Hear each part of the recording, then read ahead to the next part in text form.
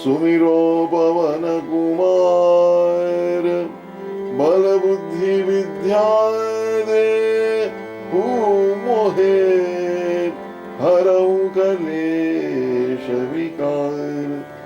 जय हनुमान ज्ञान गुण सागर, जय कपीस तिहु लोक उजागर। राम दूत अतुलित बल धामा, अंजनी पुत्र पवन सुत नामा। महावीर विक्रम बजरंगी, कुमति निवार सुमति के संगी। कंचन वरन विराज सुवेशाय, कानन कुंडल कुंचित केशा। हाथ वज्र अरुध्वजा विराजे, कांधे मूज जनेऊ साजे। तो आज श्री हनुमान चालीसा का एक एक शब्द जो है वो दिव्य है, शुद्ध है, सिद्ध है। जैसे गौरा माँ पार्वती और सदाशिव भगवान शिव के द्वारा आशीर्वाद अनुमोदित है, साक्षी दिया हुआ है, ऐसा ये सिद्ध चालीसा है। तो आज हम पांचवी जो इसकी चौपाई है इसका विवेचन करेंगे।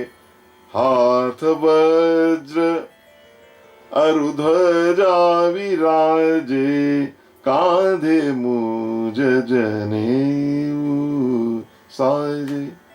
एक तो इसका सीधा सीधा भाव यह है कि हनुमान जी के हाथ में झंडा और गदा सुशोभित है, विराजे। कांधे मूज जनेऊ साजे, और पवित्र उन्होंने जनेऊ युग्य डाल रखा है। मूंज एक घास होती है, उसका जनेऊ बनता है। ये नैष्ठिक ब्रह्मचारी जिन्होंने ब्रह्मचार्य का व्रत लिया होता है वो इसको धारण करते हैं। तो हनुमान जी ने वो जनेऊ धारण किया, उपवीत धारण किया हुआ है। और यज्ञोपवीतम परम पवित्रम, यज्ञोपवीत जो है वो है कि वो संस्कारी हैं। हनुमान जी संस्कार का प्रतीक है, शास्त्र को मानने वाले हैं, सबका ये प्रतीक है। और जैसे मैंने निवेदन किया कि ये वो जो आजकल दिखाते हैं कि वो लंगूर या बानर वहां उन्होंने हाथ रख दिया, वो वाली कैटेगरी नहीं है भैया। ये और कोई उपजाति उस समय थी, आज वो लुप्त है, पृथ्वी पे नहीं है।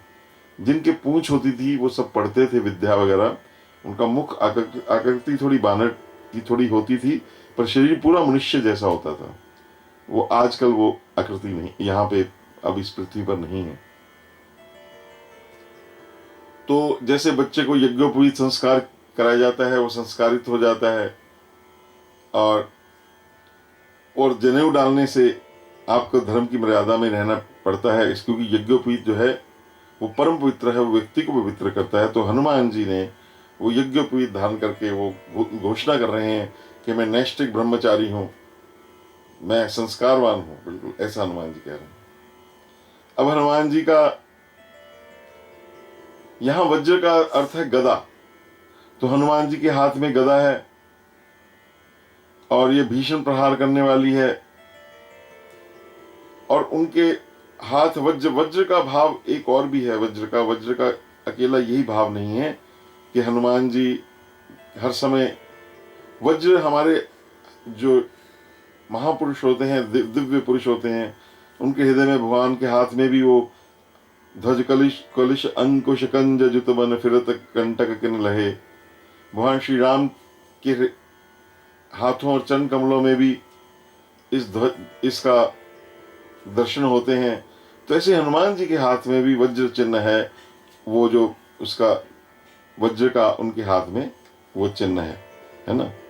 तो ये रेखाएं होती हैं ऐसी चरणों में, वजांकुश ध्वज सरोरुहं लालक्षणम ढयम वंदे महापुरुष ते चरणारविंदम।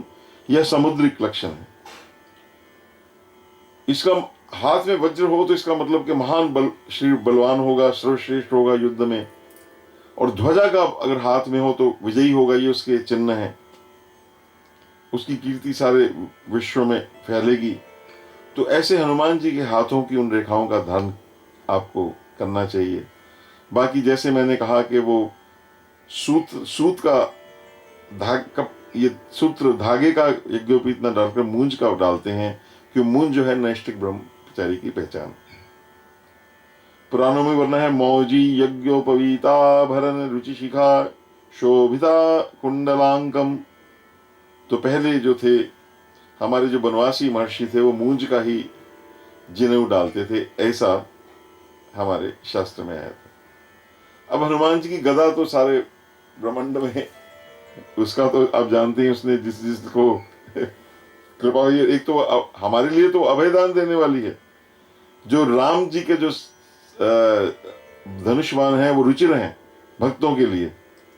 तो आपके ये और भी बड़े आपके अस्त्र हैं। आपके तो ये हर एक, आपका पूरा शरीर अस्त्रमय है, आपका शरीर वज्रमय है। आपका नाखून, आपके नाक, आपकी पूंछ, आपके होंठ, आपका गिरी, बाकी कुछ थोड़ा बहुत चाहिए तो पहाड़ उतार के मार देते हैं, पर्वत उठा के मार देते हैं। ऐसे हनुमान जी, और उन पर कोई आयुध का असर नहीं होता। तो हनुमान जी के बाएं हाथ में हमेशा गदा रहती है, ऐसा वर्णन है। वाम हस्तम गदा युक्तम। और इसमें और भी जब आपका पंचमुख हनुमान जी का जो रूप है उसमें तो बहुत दिव्य अस्त्र आपके हैं। खग है, खंग है, तलवार है, त्रिशूल खड्वांगम, पाश है, अंकुश है, पर्वत है, गदा, वृक्ष, ये सब उसमें आए हैं। जब श्री लक्ष्मण और रावण का युद्ध हुआ तो लक्ष्मण जी हल्का पढ़ने लगे, तो उस समय हनुमान जी ने गदा का प्रयोग किया था, ऐसा उसमें वर्णन आया है। तो ऐसा लगता था जैसे रुद्र, साक्षात रुद्र भगवान शंकर ही सारे जगत को भंग करने आए हों। तो उन्होंने गदा ऐसी मारी हनुमान जी ने उस समय कि रावण का सारा रथ तोड़ दिया। तो आपके हाथ में वज्र का जैसे नमा, और उसमें स्कंद पुराण में आया है, नमा श्री राम भक्ताय अक्ष विध्वंसनाय च नमो रक्ष पुरी दाहिकारिणे वज्रधारिणे। आप वज्र धारण करने वाले हैं, आपके हाथ में शब्द विराजित रहता है। ऐसे जो हनुमान जी हैं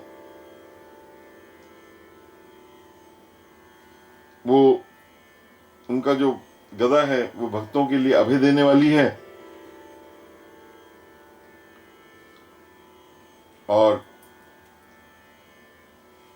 हमारे वो वज्र की बनी हुई, हीरे की कहते से बनी बड़ी सुंदर उनकी गदा है, उससे हनुमान जी का बड़ा सुंदर रूप देखने में आता है। और आपके हाथ में भी वो वज्र और इनकी सबकी रेखाएं भी आपके हस्त में और चरण कमल में हैं, जो कि महापुरुषों की तरफ चिन्हित करती हैं। तो ये आपका सुंदर रूप का हमने वर्णन किया, जो आपका ये रूप है। हाथ वज्र अरु ध्वजा विराजे कांधे मूज जनेऊ साजे। हाथ वज्र अरु ध्वजा, और ध्वजा का भाव यह है हर जगह आपकी कीर्ति रूपी ध्वजा फहराती है। अब देखो, और ध्वजा कौन सी है? आपका नाम ही कपित ध्वज है। अब देखो राम ध्वजा फहरानी, अब देखो हनुमान के हाथ में उठी गदा असमानी। हनुमान जी के हाथ में जो गदा उठी है ना महाराज, तो उसका ध्यान करें और हनुमान जी के इस दिव्य रूप को, हाथ वज्र अरु ध्वजा विराजे कांधे मूज जनेऊ साजन। बोल शंकर भगवान की जय, पवन सुत हनुमान की जय। जय जय सीताराम, जय जय राधे श्याम।